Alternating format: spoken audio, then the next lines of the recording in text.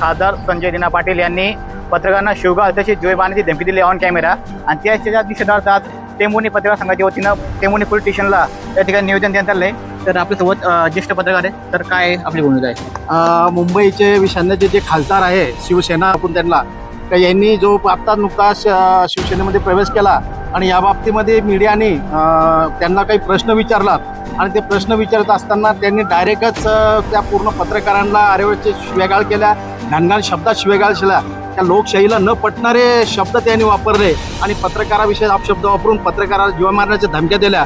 अशा वाचाळवीर खासदाराचा या शिवसेनेचे प्रमुख एकनाथ शिंदे यांनी राजीनामा घ्यावा। या देशाचे पंतप्रधान नरेंद्र मोदी साहेब आणि महाराष्ट्राचे मुख्यमंत्री देवेंद्र फडणवीस साहेब यांना विनंती करतो की अशा वाचाळवीर खासदारांची बोलती बंद करा।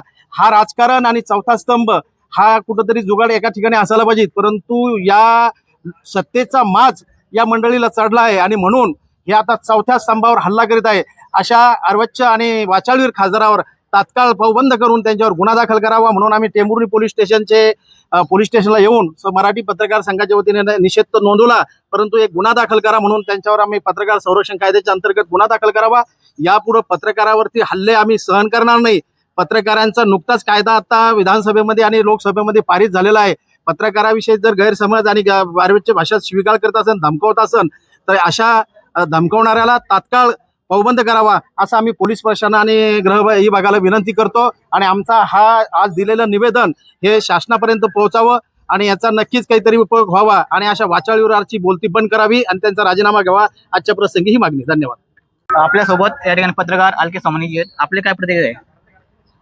आज आमच्या पत्रकार संघाला देशात बघण्याचा दृष्टिकोन वेगळा आहे आणि आमचा पत्रकार संघ सक्षम आहे। चौथा स्तंभ असून या चौथ्या स्तंभाला जर राजकारणापोटी यांच्या राजकीय दबावापोटी येऊन त्यांची ताकद एवढी वाढलेली आहे की त्यांनी आमच्या पत्रकार बंधूंनी जे प्रश्न विचारला त्याच्या प्रश्नाचं उत्तर न देण्याची धमक त्यांच्यात नव्हती, ताकद नव्हती, म्हणून त्यांना शिवीगाळ केली, आरेरावी केली, मी मारून टाकीन, मारायची भाषा केली, जी की योग्य नाही आहे।